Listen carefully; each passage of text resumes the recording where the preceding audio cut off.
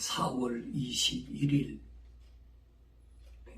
2021년도 4월은 오늘 마지막 방송이 되겠죠. 오늘 하나님의 말씀은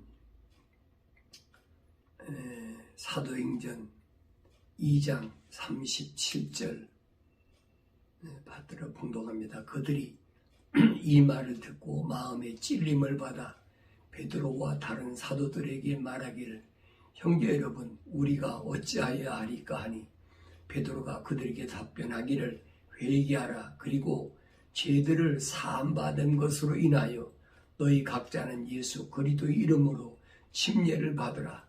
그리하면 너희가 성령의 선물을 받으리라.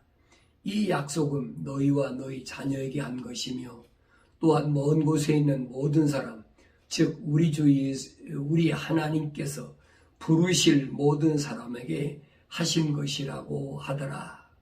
아멘. 거기까지 보겠습니다.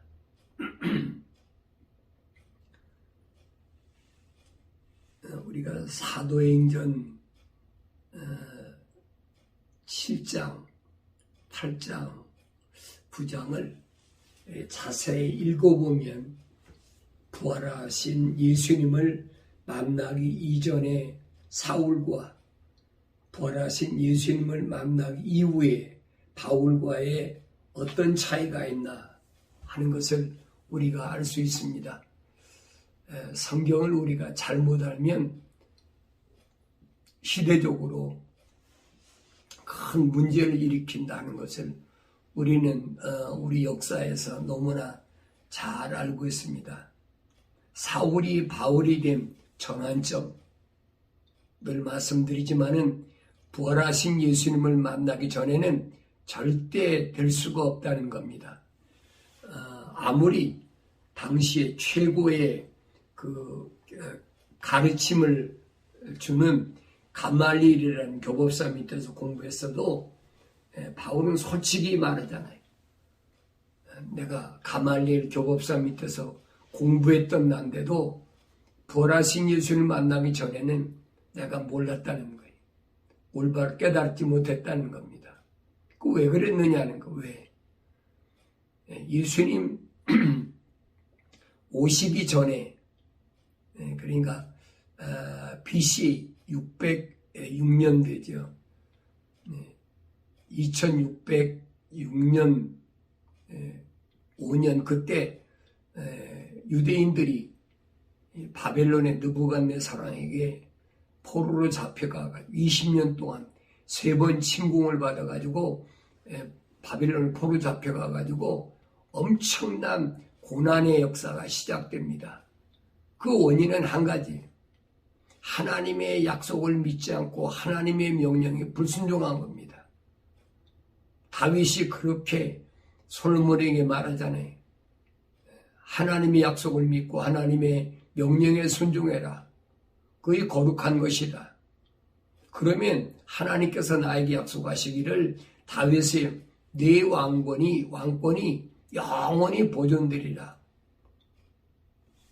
그렇게 다윗이 솔로몬에게 부탁을 했는데, 솔로몬은 또 다윗이 죽은 후에 솔로몬의 성전을 짓다 그래가지고, 다윗이 짓지 못한 성전을 짓는다고 그래가지고 이방인들, 그 유대인들에게 그 종살이하는, 또 포로로 잡혀온 사람, 이런 사람들을 약 15만 명을 동원해가지고, 그래가지고 그 바벨론에 가서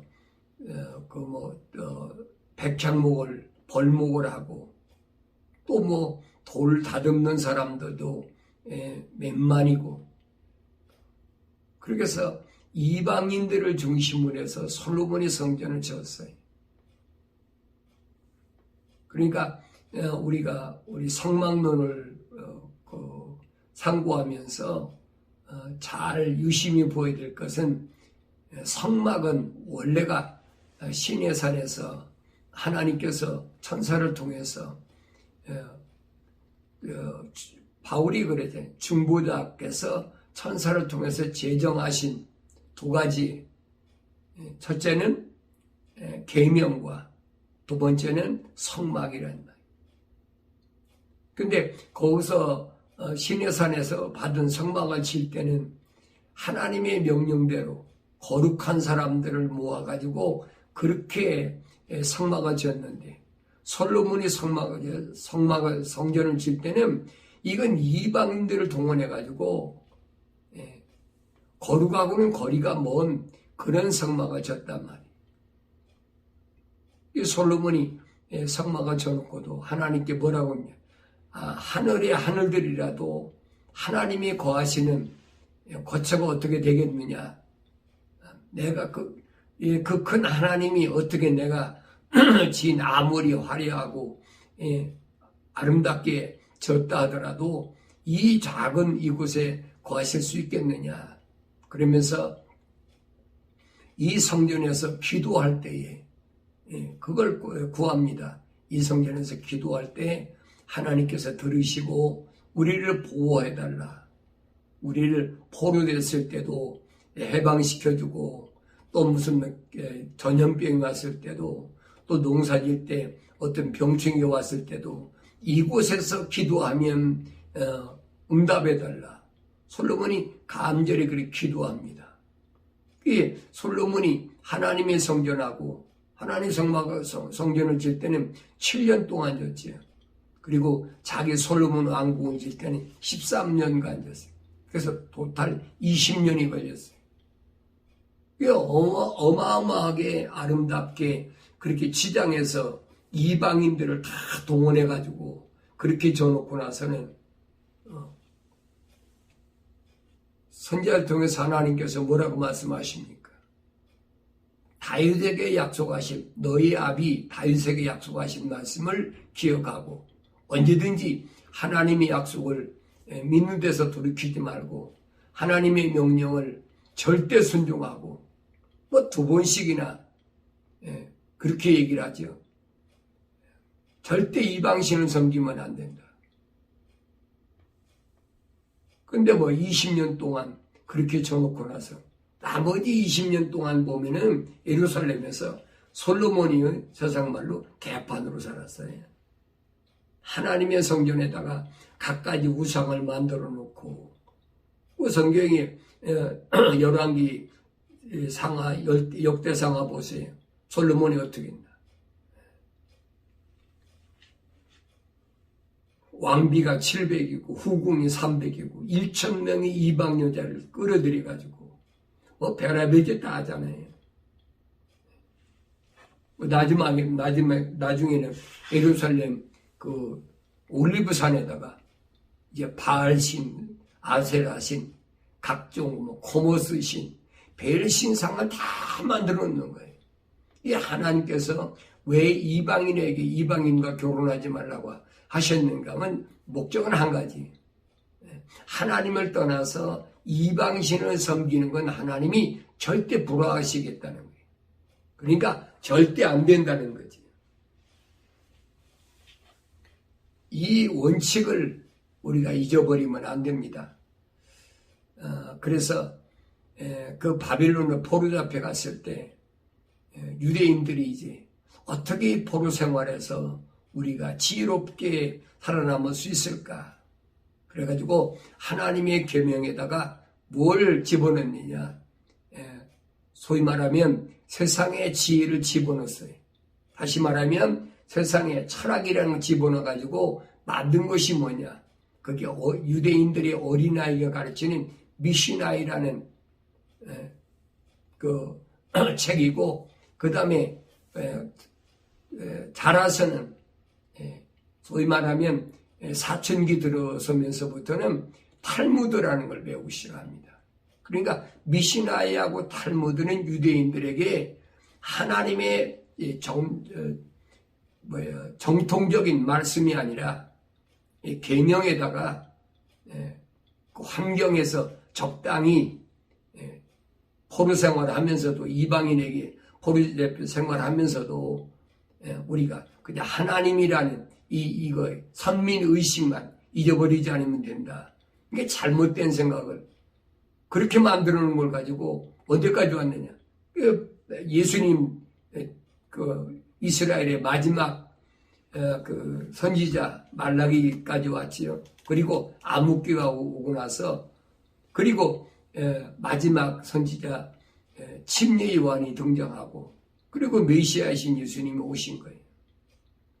그 후에 그 사울이라는 사람이 이 미시나이하고 탈무드를 공부해가지고 어떻게 하면 민족적으로 선민인 유대인들이 이 이방인 로마로부터 해방할 수 있을까?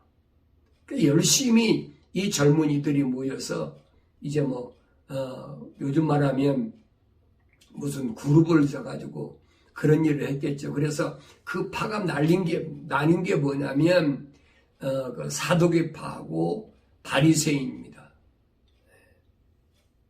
그래 이 바리새인 중에 바리새인이라는 사울이 민족의 지도자로서 뭔가를 좀 해보려고 그러니까 제사장들이나 대제사장들한테 절대 신임을 받는 그런 사람이었어요.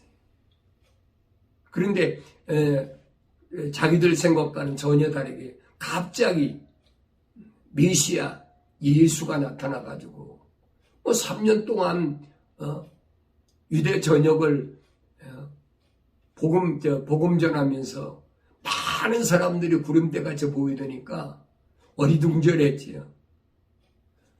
근데 3년 만에 예수님이 십자가 못 박혀 죽으시고 그 다음에 사흘 만에 부활하신 이후에 예루살렘 성전에는 이제 사도들과 그 오순절날 마가의 집 다락방에 모여있던 120명의 그 주님의 제자들 중심으로 해서 이제 소위 말하면 예루살렘에 있는 교회들이라는 것이 생기기 시작했어요. 왜냐하면 사람들이 사도행전에 보면 날마다 믿는 사람들이 더해가지고 모이는 사람들이 하루에 5,000명씩 3,000명씩 막 불어나니까 이거 감당이 안 되잖아요.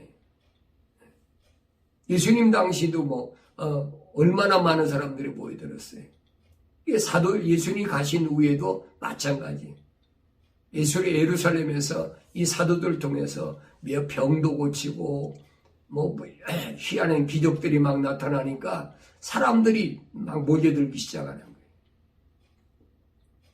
그게 만들어진 게 뭐냐? 그 예루살렘에 있는 교회라. 그래서 예루살렘이 교회라. 이게 건물이 교회가 아니에요. 예루살렘에 있는 유대인들 중에 부르심을 받은 자들이 그 사람들이 그 교회들이 모여서 한 집단을 형성한 겁니다. 그때 일어난 사건이 뭐냐? 일어난 사건이 유무상통 모든 사람들이 같은 마음과 생각을 가졌으니까 자기 거라는 자기 뭐랄까요? 재산 이런 모든 것은 내 것이라는 이 의식을 다 없애버리고 전부 우리 하나로 모여가지고 생각이 어땠나 모르지만 성경엔 그렇게 되어 있어요. 이 사람들이 모여가지고 날마다 모여가지고 먹고 마시면서 먹고 마시다 보니까 뭐가 필요해? 돈이 필요하잖아요. 그러니까 자기 가진 것들을 다 갖다가 내놓고 성경에 보면 사도행전에 뭐가 있어요? 필요한 사람들이 필요에 의해서 가지고 가게 됐다. 거기서 분쟁이 일어나잖아요. 히브리인과하고 하고 유대인과하고 하고 왜 차별하냐? 그냥 말다툼이 사람이 많으니까 적어도 하루에 3,000명씩 5,000명씩 모였다니까 몇만 명의 그 집단이 된 거지요. 그러니까 사도들에게 계속 그 사람들이 이유를 걸고 컴플레인을 하니까 사도들이 뭐라고 하니까 야 우리는 말씀을 전하고 기도하는 데만 전념할 테니까 이 예루살렘에 있는 이 모임 이 교회라고 그러죠. 이 교회를 도울 수 있는 그 집사 7명을 선정하자. 일곱 집사가 그때 처음 나온 거예요. 그래서 첫째는 성령이 충만하고, 두 번째는 지혜가 충만하고, 세 번째는 모든 사람들에게 칭찬받는 사람을 선별하라. 일곱 집사가 선별된 겁니다. 사도들은 그래 한시름 놨지요. 말씀 전하고, 기도만 전념하겠다. 그때 일어난 사건이 뭐예요? 아나니아와 삽비라 사건이죠. 그렇게 그 공동체에 왔는데, 그 모임에 왔는데, 이제 다른 사람들이 다 자기 거 팔아다가 내놓고, 서로 필요한 대로 나눠 쓰고 했는데, 아나니아하고 삽비라도 자기 토지를 팔아가지고 내놓기로 하고 들어왔으니까.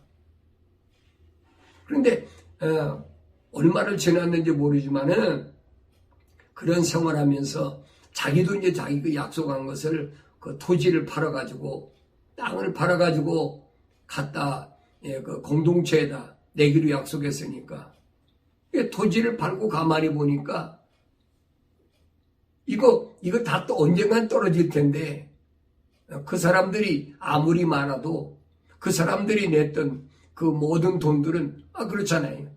아마 수천 명, 수만 명이 될지 모르지만은 그 사람들이 먹고 날마다 떡을 떼면서 한정도 있잖아요. 물질이라는 것은.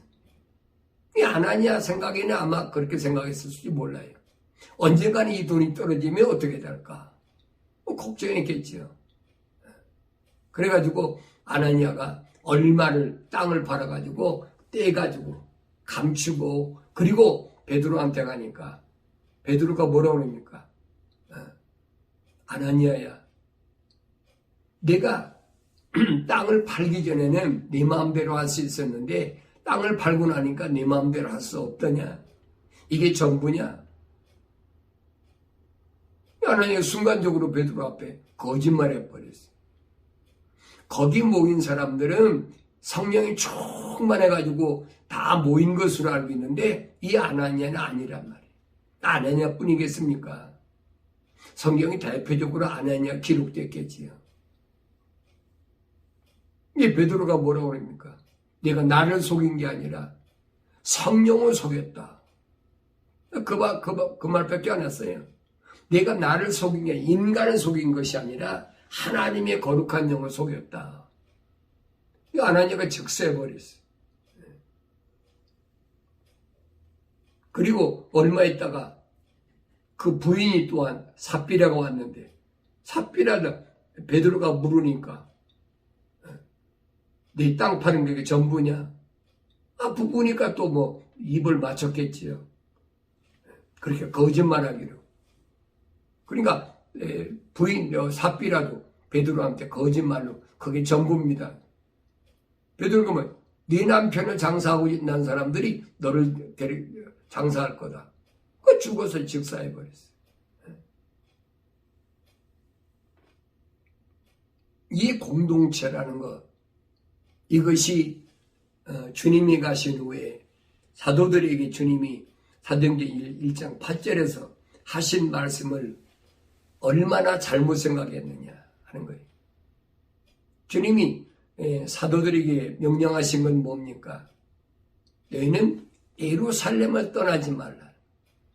하나님의 거룩한 약속의 장소 예루살렘을 떠나지 말고 아버지의 약속을 기다리라 그랬어요. 뭐라고 약속했느냐 하나님께서.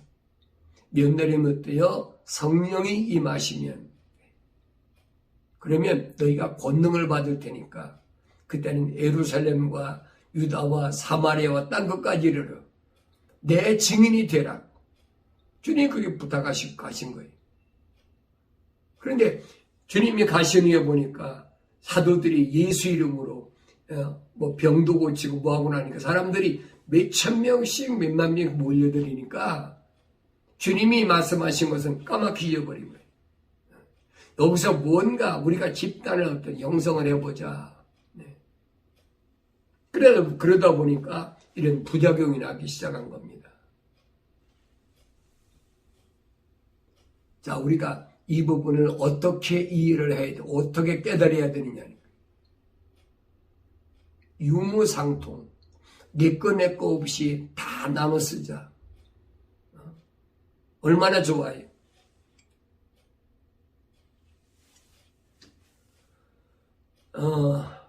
우리는 신앙생활 할 때 가장 큰 걸림돌이, 인생의 가장 큰 걸림돌인 죄의 문제가 절대 해결돼야만이 내 인생이 참된 의미를 찾고 참된 목표를 지향하고 그리고 그 길을 올바로 갈 수 있다는 겁니다.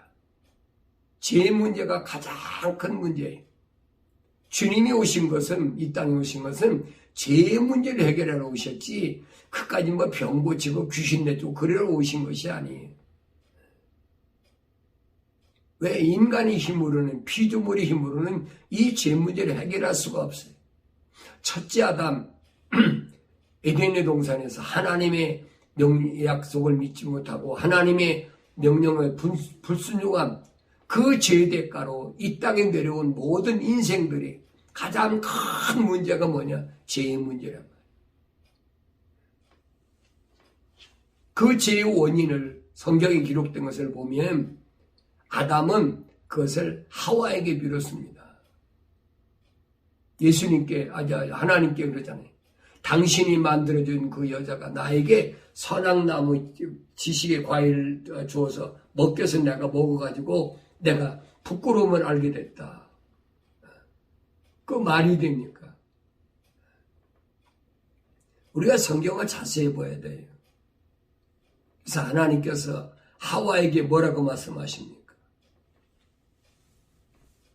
네가 여자니까 아이를 낳아야 되는데 너는 첫 번째로 임신의 고통이 있어야 돼. 임신의 고통. 그 전에 여러분 하와가 자식 낳은 게 없어요. 세상에 쫓겨나와서 최초로 낳은 것이 뭐니? 임신의 고통이란 말이에요. 임신의 고통이 뭐예요? 여자들이 임신하려면 뭐가 있어요? 멘스가 있대요. 그러니까 성경을 자세히 보자 말이에요. 두 번째가 뭐니? 해산의 고통. 하와에게 해산의 고통만 있는 게 아니에요. 임신의 고통과 해산의 고통이 있어요. 그럼 임신의 고통은 뭘 가리키느냐? 그것이 죄의 대가. 죄의 대가로 사람은 몸에 뭐가 있어요? 물이 있는데 그 물 속에 뭐예요? 피가 들어간 거예요.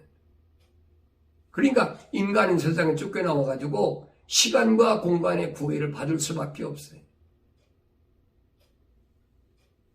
왜 주님이 이 땅에 오셔서 십자가에서 피를 흘려야 돼? 물과 피를 다 쏟으셔야 된다. 이 원리를 알아야 우리가 성경을 올바로 깨닫게 되고 하나님 음성을 듣게 됩니다. 하와가 임신의 고통이에요. 그 여자는 해산의 고통. 임신의 고통을 얘기 안 해. 해산의 고통만 얘기해. 여자는 해산의 고통이 있어야 된다. 왜 피를 흘려야 됩니까? 유대인들이 하나님 앞에 제사함을 받는데 왜 짐승을 잡아 피를 꼭 드려야 됩니까? 그 원인을 우리가 규명해야 되는데 원인을 규명하지 못하고 있거든. 왜? 하나님의 말씀을 자세히 빠진 것이 없는 말씀을 올바로 깨닫지 못했어요. 그러니까 인간은 이 세상에 태어날 때부터 어떻게 물과 피를 안 가지는 태어날 수가 없잖아요. 이 땅에 있는 모든 인간들은 다 아담의 후손이니까, 아담과 하와의 후손들이니까 물과 피를 다 가지고 나오지. 이 사도 바울이 그 얘기입니다. 고린도전서 15장에서 죽은 자는, 무덤에 있는 자는 무덤에서 어떻게 물과 피를 다 쏟았잖아요. 흙이니까 썩으니까 물과 피를 다 쏟고, 그럼 살아있는 사람도 주님이 이 땅에 재림하실 때 보면 살아있는 사람도 결코 앞서지 못한다. 왜? 물과 피를 쏟은 사람들은 무덤에 있는 사람들이니까 그들이 먼저 부활하고 그 다음에 살아있는 우리도 마지막 나팔, 라스트 트럼펫 마지막 나팔 소리에 홀연히 다 변하겠다. 네. 물과 피를 다 쏟아버리는 홀연히 다 변화되는 역사. 바울서는 그걸 설명하고 해주고 있거든요. 그러니까 창세기 1장에서부터 요한계시록까지 우리가 성경 전체를 퍼즐을 잘 맞추지 못하면 성경을 알 수가 없어요. 깨달아지지 못해요. 거기다가 또 개신교에서 신학자들이 각가지 시대마다 신학자들이 나타나가지고 별의별 이론을 갖다 내세워가지고 별의별 소리 다 하잖아요.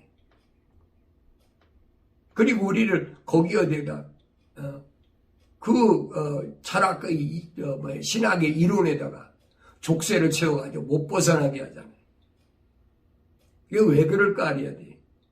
주입식 교육을 시켜가지고 목사도 그렇잖아요. 신학교에서 주입식 신학자들이 그 신학의 논리를 신학의 사조를 가지면서 그거 못 벗어나게 전부 시험 봐가지고 학점이 안 나오면 졸업을 못하게 하고 그러니까 자기도 모르게 집중적으로 교육을 받게 되고 그 주입식 교육에서 벗어나지 못하는 그러니까 성경을 읽어도 아무리 읽어도 문제가 해결이 안 돼. 그 벗어나 해결이 되는데 벗어나지를 못해. 거기다 벗어나려고 그러면 그 사람들이 보니까 그 이단이야.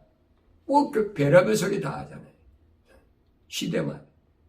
그러니까 올바른 하나님 말씀을 알 수가 없어요. 합리로 말하면 캐톨릭에서 말해요. 삼위일체다. 삼위일체는 성경적이 아니에요. 여러분 잘 아셔야 돼요. 우리는 삼위일체란 말이 귀에 마르고 닳도록 이미 마음속에 배겨버렸어요. 머리 세뇌가 되어버렸어요. 성경은 아니거든요. 삼위일체인데 어떻게 예수님이 하나님이 우편에 앉아 계시다는 우편에 서 계시고 앉아 계시다는 말이 성경이 어떻게 기록합니까? 그 말이 안 되는 얘기지. 그러니까 이런 엉터리 논리 속에 선지식이 꽉 들이차가지고 하나님 말씀이 올바라 안 보이는 거예요.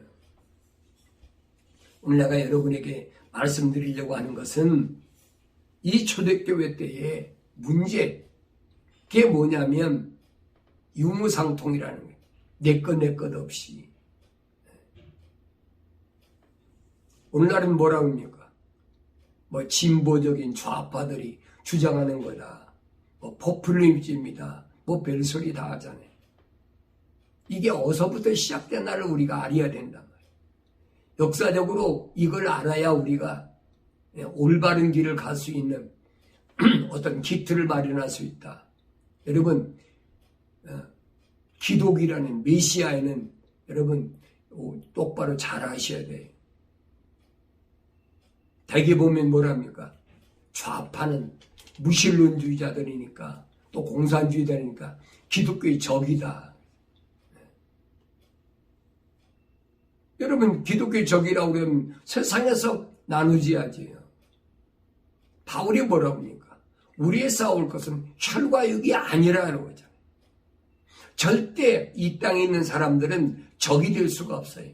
그게 좌파든 우파든 이게 성경을 잘못 알고 있단 말이에요.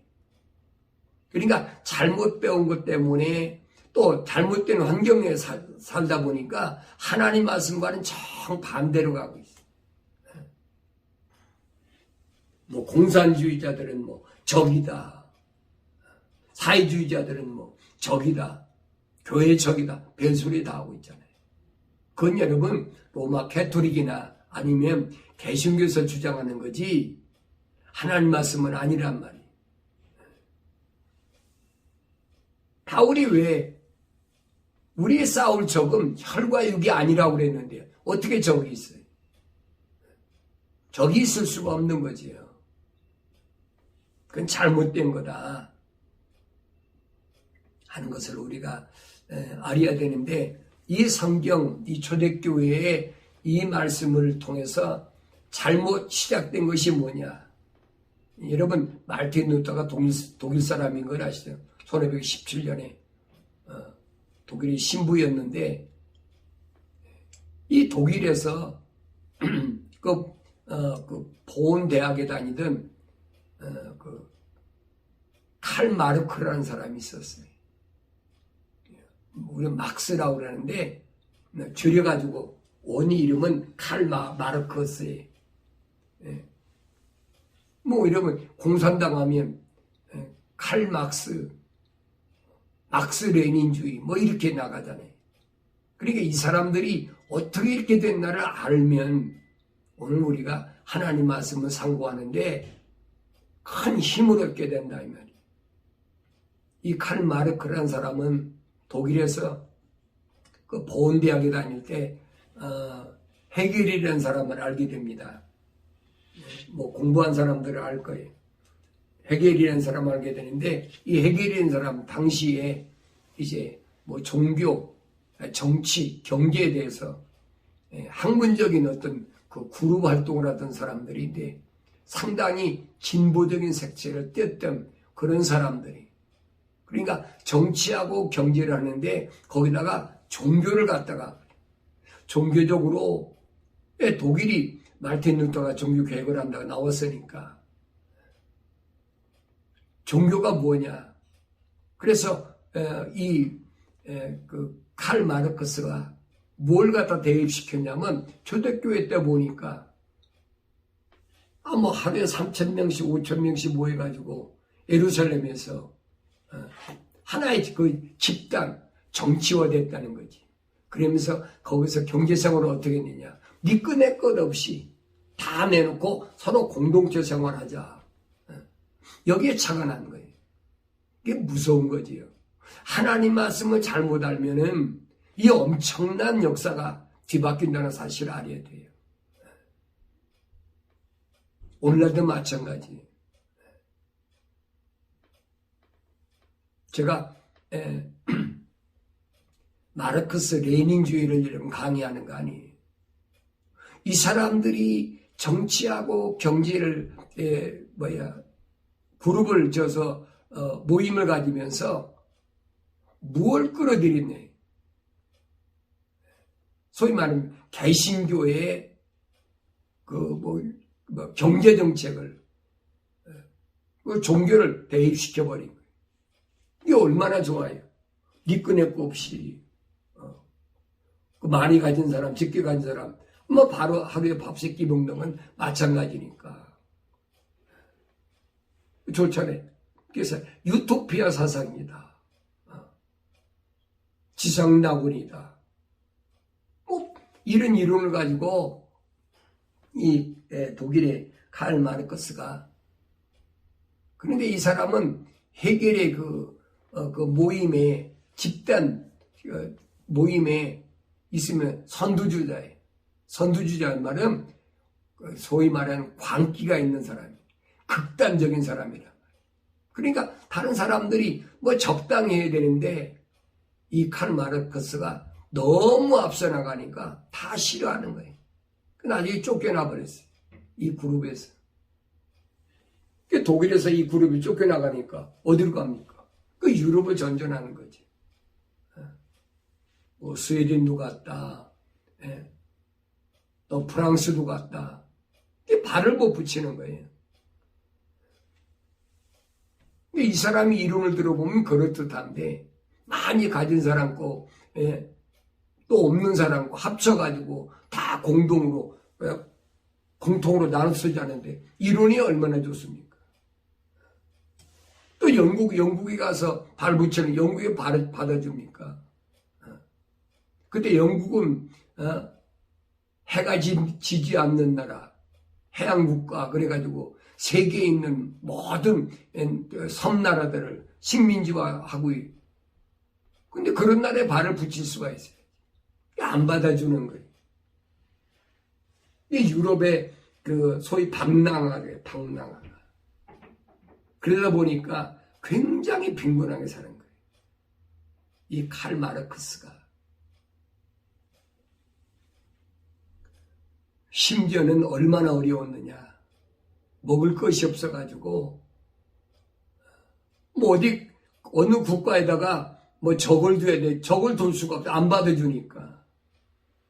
먹을 음식이 없으니까 그 와이프가 자기 남편의 옷을 갖다가 전당포에다 잡혀가지고 빵을 사 먹는 그런 지경까지 갔어요. 근데 우리가 알고 있는 엥겔스라는 사람 아시죠? 엥겔스. 그 파퓰리즘의 경제학자면 엥겔스 찾잖아요. 그 엥겔스라는 사람이 이 칼 마르크스하고 같은 동년배 사람인데 4년 동안이나 이 칼 마르크스한테 돈을 대줬어요. 뭐 일설에는 1년에 한 9,000불씩, 그때 9,000불이면 굉장히 큰 돈이죠. 4년 동안에 대줬으니까 36,000불에 되니까 얼마나 큰 돈을 대줬어요. 그런데도 정신 못 차리는 거예요. 왜 그러느냐? 그 사람 생각에는 무슨 생각만 있냐면 예루살렘에 있던 그 공동체, 그것밖에 생각이 안 나는 거예요. 그러다 보니까 뭐 얼마나 힘들었는지, 그것이 소위 말하면 사회주의 기초가 된 겁니다. 그것이 19세기에 1800년대 우리가 이런 역사적인 것을 올바로 알아야만이 우리 기독 신앙생활에 흔들리지 않는다는 사실, 그래 내가 여러분에게 말씀드리는 거예요. 그래서 이 사람이 최초로 사회주의 개척자다. 그 사회주의는 여러분 소련에서 시작된 게 아니에요. 독일에서 시작된 거예요. 칼 마르크스, 우린 칼 막스라고 그러죠. 줄여가지고. 이 사상으로 해가지고 그 유럽의 소련에서 누가 일어났느냐? 레닌. 그래서 대개 공산주의 하면 막스 레닌 그러잖아요. 마르크스 레닌인데 이 사람이 소련의 그 소위 말해 볼세비키 혁명 지도자, 이렇게 가지고 소비에트 연방을 창설한 사람이잖아요. 사회주의 국가, 공산국가. 그 소비에트 연방을 북유럽에 있는 사람들이 다 그런 나라들이.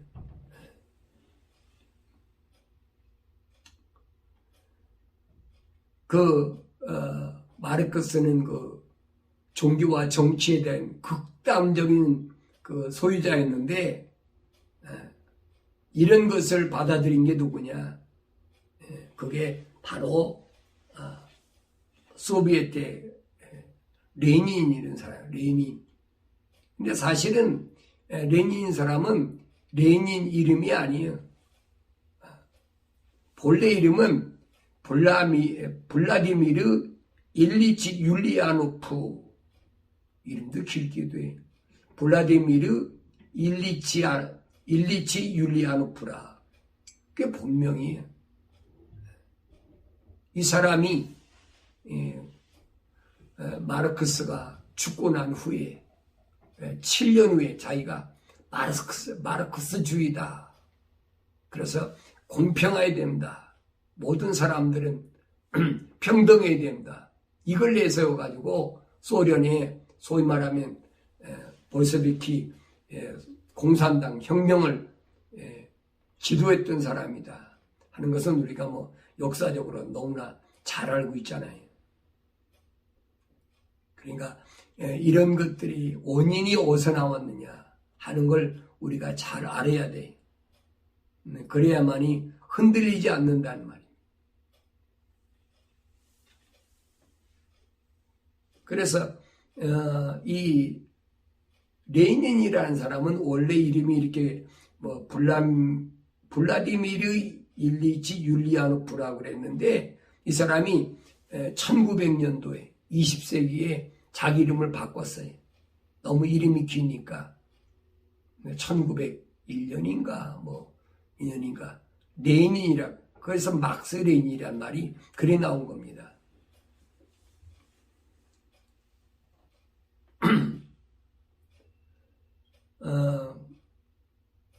이렇게 소위 말해 공산당, 사회주의 이런 것들이 잘못된 성경관에서 시작됐다 하는 것을 우리가 올바로 깨달아야 된다.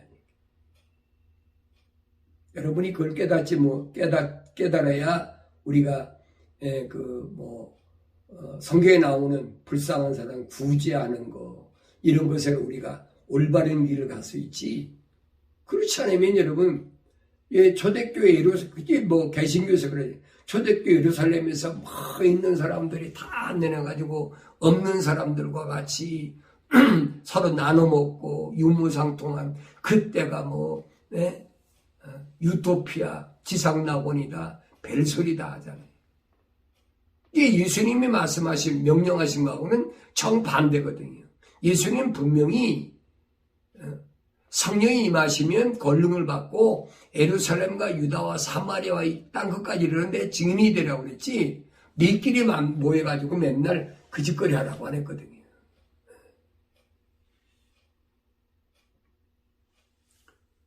사도행전 2장에 보면 베드로가 유대인들을 향해서 말합니다. 설교를 합니다. 너희들이 십자가에 못 박혀 죽인 그 예수가 메시아다. 너희들은 죽였지만은 그분은 사흘 만에 부활하셔가지고 다시 살아나셔서 하늘에 올라가셨다. 우리가 그렇게 기다리던 메시아가 왔는데도 그 메시아를 죽인 게 너희가 아니냐. 지금 베드로하고 사도들이 그런 설교를 하니까 그들이 이 말을 듣고 마음의 찔림을 받아 베드로와 다른 사도들에게 말하기를 형제 여러분 우리가 어찌하여야 하리까? 어찌하여야 하리까? 메시아가 오긴 왔는데 그를 우리가 모르고 죽였다면 이제 어떻게 해야 되겠느냐? 그 다음 우리가 차선책으로 뭘 해야 되느냐? 그때 베드로가 이런 말합니다. 베드로가 그들에게 답변하기를 회개하라. 그리고 죄들을 사함받는 것으로 인하여 너희 각자는 예수 그리스도의 이름으로 침례를 받으라. 그리하면 너희가 성령의 선물을 받으리라. 아주 이게 차선책이 메시아를 죽인 모르고 메시아를 죽인 유대인들이 마지막 기회예요. 마지막 기회. 그것은 뭐냐? 첫째는 회개하라. 회개. 메타노니아. 너희 생각과 마음과 삶의 가치관을 창조주 하나님 앞에 돌리라는 거예요.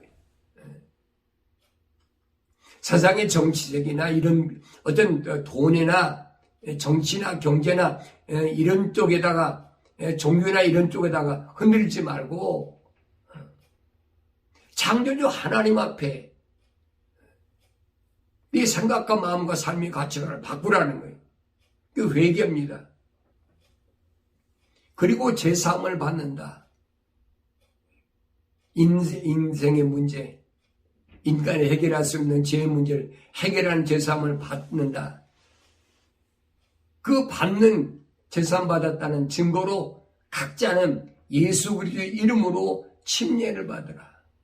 웹타이즘. 여러분 제사함 안 받은 침례 받은 사람이 얼마나 많아요.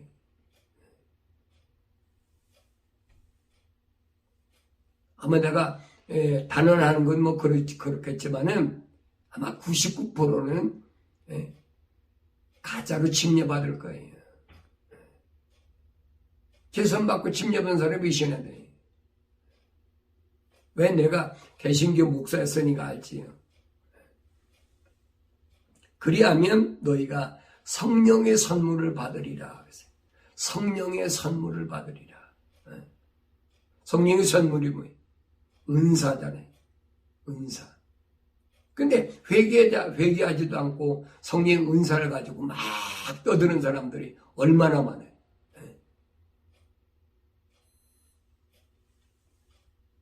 거짓말로.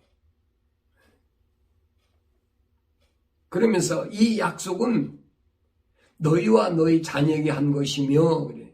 첫째는 유대인들에게 한 것이니 너희와 너희 자녀에게 한 것이며 또한 먼 곳에 있는 모든 사람, 먼 곳에 있는 지구촌 구석구석에 있는 언어와 민족과 방백과 족속, 이 모든 사람들에게, 즉 우리 하나님께서 부르실 모든 사람에게 하신 것이라. 부르실, 하나님께로부터 부르심을 받을 자들 누구니? 에클레시아래, 교회란 말, 에클레시아. 그 부르시고 그리고 거기서 예수님께서 뭐하셔? 택하신다, 선택하신다. 그 부르심 받았다고 되는 것이 아니에요. 그 부르심을 받은 가운데서 하나님의 거룩한 호흡으로 지음받은 사람만 선택된다는 얘기예요. 얼마나 여러분 우리가 하나님 자녀 되는 이 과정이 얼마나 정결하고 얼마나 정확하고 얼마나 세밀하고 빈틈이 없어요, 여러분. 대충 그냥 십자가 만들어 놓은 예배당에 가서 주여 한다고 뭐가 된다? 여러분 잘못하지 마세요. 그건 거짓말로 장사하는 사람들이 그렇게 해서 사람들을 모아가지고 장사하는 거지 절대 성경은 그렇게 안 됐습니다. 그러면서 하나님께서 부르실 모든 사람에게 하신 것이라. 너희 유대인뿐 아니라 이방인들까지도 지구촌 구석구석에 있는 하나님의 거룩한 호흡으로 지음받은 모든 사람들, 부르실 사람들, 그 사람들에게 하신 것이라. 그러므로 너희는 회개하고 돌이키라. 그러면 주의 임재하심으로부터 새롭게 되는 때가 올 때 너희 죄들이 지워지리라. 회개하고 돌이키면 주님이 내 안에 오시는데 그때 죄가 사해진다는 거예요. 다시 말하면 주님이 십자가 보혈이 아니면 죄를 사함할 수가 없어요.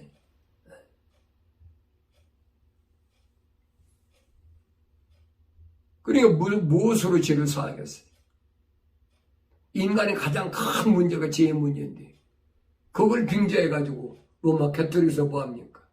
속죄권을 팔아먹고 연옥소를 만들어가지고 사람이 죽으면 연옥이란 말은 연기가 자욱한 옥에 들어간단 말이에요. 요한계시록에는 구렁으로 되어 있어요. 연기가 가득한 구렁, 답답한 그 구렁. 한국의 어떤 개신교 목사가 그랬대. 자기 지옥 가보니까 가슴이 답답하더라. 이게 거짓말. 그 로마 캐토릭에서만 연옥이거든요. 성경은 그게 그렇게 안 돼 있어요. 그 신학자들이 그 교묘하게 만들어 놓은 거예요.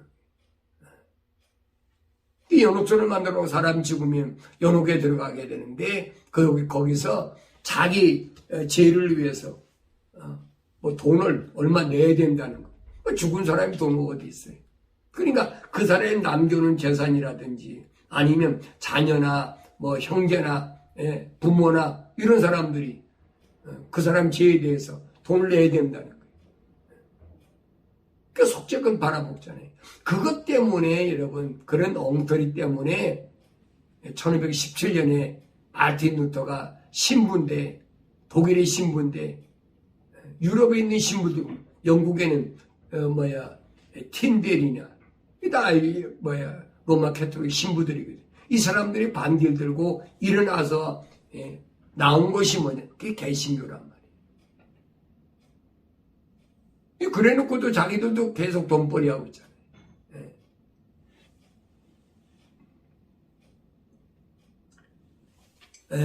너희 모두와 이스라엘 모든 백성은 알지니 그랬습니다.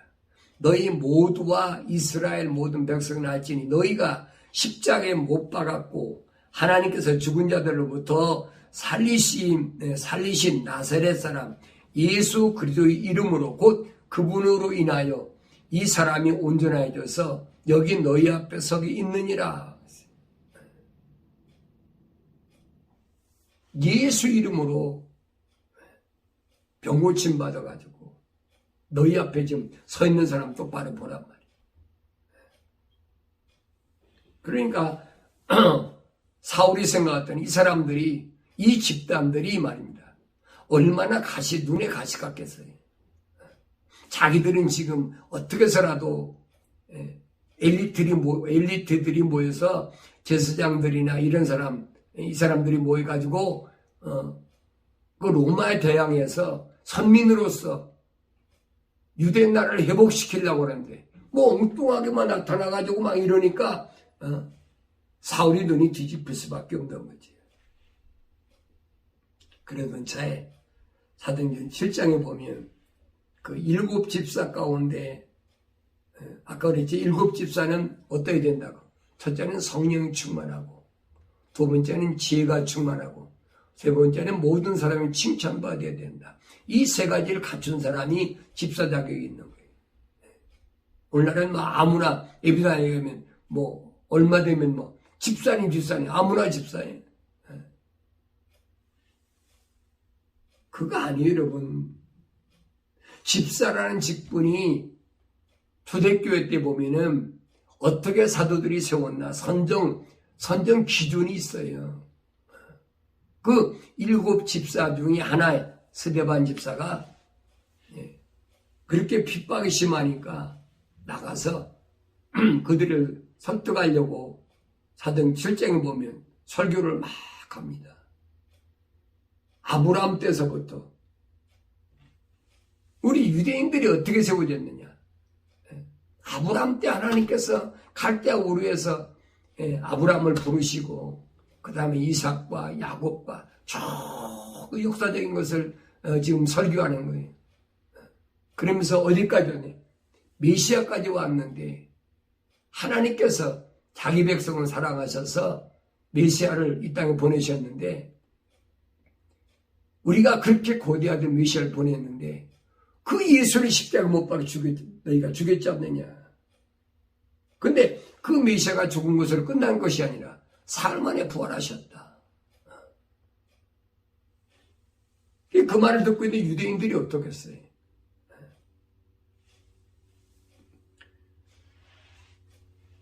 스데반 집사가 한참 성령 충만해가지고 말씀을 전하고 있는데 그들이 이런 말을 듣고 마음이 상하여 그를 향해 이를 가더라 그랬어요. 마음이 상해서 이를 가더라.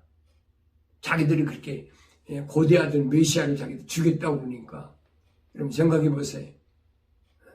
그 자기들은 지금까지 고대했던 건 헛거다네. 조상 대대로부터. 그러나 그는 스데반은 이 말입니다. 성령으로 충만하여 그들을 주시하여 우러러보니 하늘을 주시하여 우러러보니 하나님의 영광과 예수께서 하나님의 오른편에 서신 것을 보고 이 성령이 충만한 스데반 집사가 하늘을 쳐다보니까 거기 보니까 하나님의 오른편에 예수께서 서신 것을 봤다는 거예요. 그때 여러분 삼위일체입니까? 뭐라고 설명할 거예요? 삼위일체라고 그러면 예수님 하늘로 올라가셨으면 그분이 하나님이죠. 근데 이 스데반이 본 건 그게 아니잖아요. 하나님의 영광과 예수께서 하나님의 오른편에 서신 것을 보고 그랬어요. 그 잘못 봤습니까, 스데반이? 그 성경 믿지 말아야 되지. 성경은 절묘하게 어떤 그런 학문적으로 말을 만들어가지고 미혹하게 만드는 거예요. 말하기를 보라 하늘들이 열리고 인자가 하나님의 오른편에 서신 것을 보노라. 인자가 누가? 예수 그리스도께서 창조주 하나님의 오른편에 서신 것을 내가 지금 보고 있다. 이게 얼마나 기가 막혀. 자기들이 기다리고 있는 메시아가 자기들이 죽여가지고 이제는 하늘로 올라가서 창조주 하나님 오른편에 자기들 지금 보고 있다. 그 사람들이 이를 가를 수밖에 없지요. 모르니까. 자기들이 생각했던 그 이상과는 안 맞으니까. 그러면서 그때 그들이 큰 소리를 지르며 자기들의 귀를 막고 일제히 그에게 달려들어 그를 성읍 밖으로 끌어내어 돌로 치고 증인들은 겉옷을 벗어 사울이라고 하는 한 젊은이 발 앞에 놓더라. 여러분, 이 광경을 잘 눈 감고 생각해 보세요. 스데반의 복음을 전하다가 이 말을 들은 많은 사람들이 이를 갈면서 일주에 달려들어가지고 스데반 집사를 성읍 밖으로 끌어내 버렸어요. 그리고 돌로 쳐 죽이는 거예요. 그때 이것이 합당하다고 거기에 우두머리가 된 게 사울이란 말이에요. 젊은 청년, 지도자, 한 젊은이 발 앞에 놓더라. 왜 발 앞에 둬? 왜 증인이라는 거예요. 네가 지도자라는 거예요. 그들이 스데반을 돌로 치니 그가 하나님을 부르며 말하기를 주 예수여 나의 영을 받아주소서 하고 무릎을 꿇고 큰 소리로 부르짖기를 주여 이 죄를 그들에게 돌리지 마옵소서라고 라는 이 말을 하고 잠드니라. 스데반 집사가 그렇게 죽은 거예요. 소위 말하면 최초의 순교자가 집사입니다. 성령이 충만하고 지혜가 충만하고 모든 사람이 칭찬받는 사도행전 8장 1절에 보면 사울은 그의 죽음에 찬동하더라. 그거 잘 죽었다. 사울이 누구예요? 이 사람이 찬동했다면 그 사람이 뭐 했습니까? 이 사람이 앞장선 사람, 지도자예요. 유대인들은 행동대원이지요. 그때 예루살렘에 있는 교회에 큰 박해가 가해졌으니 예루살렘에 있는 교회에 큰 박해가 가해졌단 말은 무슨 말이냐? 이건 여러분 건물교회가 아니고 거짓말하지 마세요. 그 다음에 사도들을 제외한 모든 사람이 유대와 사마리아와 전 지역으로 흩어지더라 그랬어요. 그래서 사도행전 7장, 8장, 9장을 잘 읽어보면 올바른 교회관이 정립되고 올바른 복음관이 정립되고 올바른 인생관이 정립되는 거예요. 경건한 사람들이 스데반을 장사하고 그를 위하여 크게 슬퍼하니라. 그러나 사울은 교회를 파괴하고 그랬어요. 교회를 파괴. 건물을 파괴한 게 아니에요. 여러분 잘못 알지 마세요. 한국에서 보면 어떤 교회를 정부가 파괴하려고 한다. 그게 건물이 그게 그 교회입니까? 예비당이지. 그 로마 가톨릭에서 말하는 그 교회관이지 성경이 말하는 교회관은 아니에요. 사울은 교회를 파괴하고 집집마다 들어가서 남자들과 여자들을 끌어내어 감옥에 넘겨주니라. 집집마다 들어가서 남자들과 여자들을 끌어내 감옥에 넘겨줬다. 이게 교회들을 지금 핍박한 거예요, 여러분. 바울이 얘기했잖아요. 고린도전서 3장 16절에서. 교회가 뭐냐? 너희가 하나님의 성전인 것과, 그렇잖아요. 너희가 하나님의 성전이란 말이에요. 이것을 잘못 알면 안 된다. 그러니까 예배당에 가서 예배 못 드린다. 그러니까 교회를 핍박하다 배소리다 하고 있어요. 교회는 한 가지밖에 없어요. 하나님께로부터 부르심을 받은 자들. 이게 성경이에요. 성경의 교회관이 그거예요. 에클레시아. 하나님께로 부르심을 받은 자들. 부르심을 받았다고 그래가지고 다 된 것이 아니에요. 그 중에서 우리 주님께서는 하나님의 사람, 하나님의 거룩한 호흡으로 지음받은 사람을 선택하신 거예요. 그래서 주님의 명령에 순종한 사람들은 오순절 마가다락방에서 성령 받았지요. 이게 완성된 거잖아요.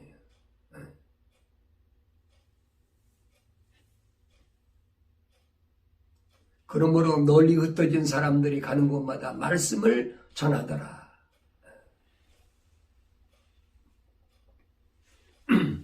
자, 사울이라는 사람이 이렇게 자기 나름대로는 올바른 신앙관을 가졌다라고 생각하고 열심히 주님께로부터 부르심을 받은 자들 핍박하기 시작한 거예요. 그래서 예루살렘에서 이 사람들이 다 도망가 버리고 그 사방으로 흩어져 버렸어요. 그러니까 이 사람들을 잡으러 어디로 가요? 시리아로. 이웃나라 시리아 가는 겁니다. 시리아가 어딥니까? 그 지정학적으로 보면 예루살렘과 사마리아잖아요. 시리아는 북이스라엘이잖아요. 거기까지 지금 사울이 찾아간 거예요. 거기까지 가던 도중에 다마스카스, 시리아에서 다마스카스 가는 도중에 부활하신 예수를 만난 겁니다. 이 놀라운 역사 아니에요. 조금 전까지만 해도, 얼마 전까지만 해도 예루살렘에서 주님께서 부르심을 받은 교회들을 그렇게 핍박하고 죽이는 것도 마다하지 않고 그렇게 박해했던 이 사울이 부활하신 예수를 만나고 나니까 눈에서 비늘 같은 게 떨어지고 나니까 보이기 시작하는 거예요. 비포 크라이스트가 끝나버린 거예요. 새로운 인생이 시작된 거예요. 이게 여러분 얼마나 놀라운 일인가 우리가 알아야 돼요. 한 인간의 어떤 사건으로 끝나는 게 아니에요, 여러분. 이것이 오늘 나에게 뭘 가르쳐주고 알아야지. 내 인생은 아직도 빚인가? 아니면 사울에서 바울을 바뀐 AD인가? AD는 예수님 내 안에 오셔야 AD가 되잖아요. 우리는 AD에 살면서도 실제로 내한테는 예수가 오질 않았어. 왜? 성경은 잘못 알으니까. 그래서 이 사울이 다마스커스에 가서 눈이 멀어가지고 집가 고든길이라는 곳에 가서 이제 예수님께서 명령하신 대로 시몬의 집에 있으니까 아나니아라는 선지자를 하나님께서 주님께서 보내십니다. 그래가지고 이 사울이 있는 집에 와가지고 아나니아가 길을 떠나서 그 집에 들어가 그에게 안수하며 말하기를 형제 사울아 주 곧 내가 오던 길에서 내게 나타나신 예수께서 나를 보내셨으니 이는 너로 보게 하시며 성령으로 충만케 하려 하심이라. 왜 아나니아를 보냈느냐? 목적이 그거예요.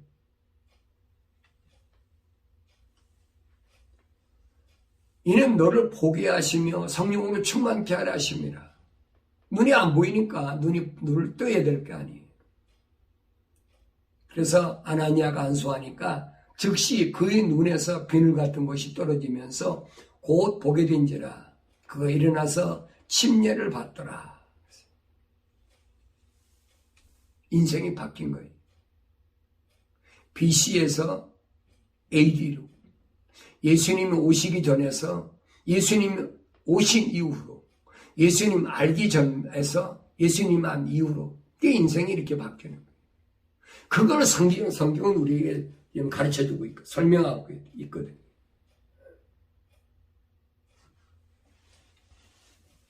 여러분 분명히 아셔야 돼요. 오늘 하나님의 자녀들에게는 이 땅에서 절대 적이 있을 수가 없어요. 적이 있다면 혈과 육이 아닌 거 아셔야 돼요. 루시퍼가 적이지 사람은 적이 될 수가 없어요. 근데 사람은 적대시하면 안 되는 거예요. 그 사람은 예배당에 다니든 안 다니든 그건 내가 알 수가 없는 거예요. 무당집에 있던 사람도 하나님께서 선택받아서 부르셔가지고 쓰시는 사람이 얼마나 많은데 살인 강도도 또 살인자도 형무소에서 하나님 음성을 듣고 돌아선 사람이 있네. 우리가 어떻게 합니까? 알 수가 없는 거예요.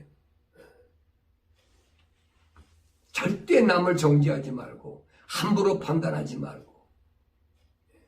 그래서 사도 야고보가 그러잖아요. 듣기는 빨리 들어도 말은 더디하고 보긴 빨리 봐도 말은 더디하라. 함부로 정죄하고 함부로 판단하지 말라는 거예요. 그 사람 인종이 피부가 하얗고 까맣고 노랗고 그러니까 너는 어째. 요즘 그런 거 가지고 말이 많잖아요.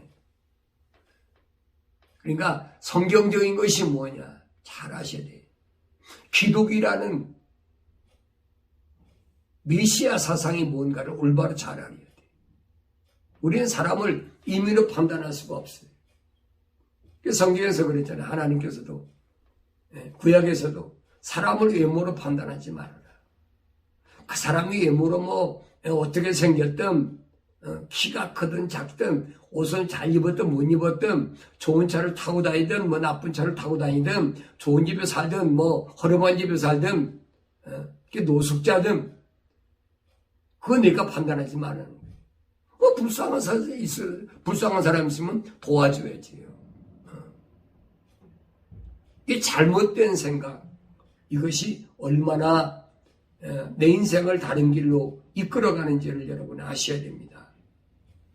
그래서 나는 원하기는 오늘 여러분들이 이 유튜브 방송을 시청하면서 여러분도 눈에서 사울처럼 비늘 같은 것이 떨어지는데 언제 떨어지냐? 부활하신 예수님 만나야 돼. 부활하신 예수님 만나고 우선 세상에 닫혀버려야 돼. 그래야 새로운 세상이 열리는 거예요. 진리의 세계, 하늘의 세계, 이 세계가 열려지는 그런 복된 그런 삶을 살아가는 그런 하나님의 백성다운 여러분들이 되어지기를 기도합니다.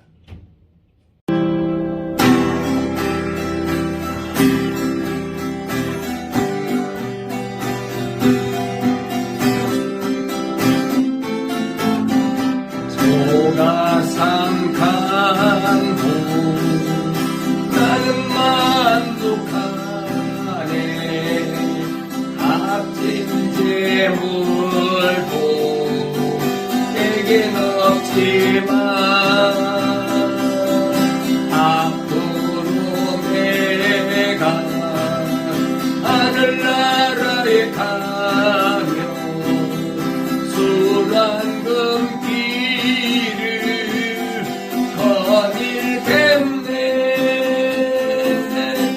내게는 저하늘 위에 집이 있네. 영원한 기쁨 넘치는 그곳 언젠가 내가 저 천국 이르러 주님과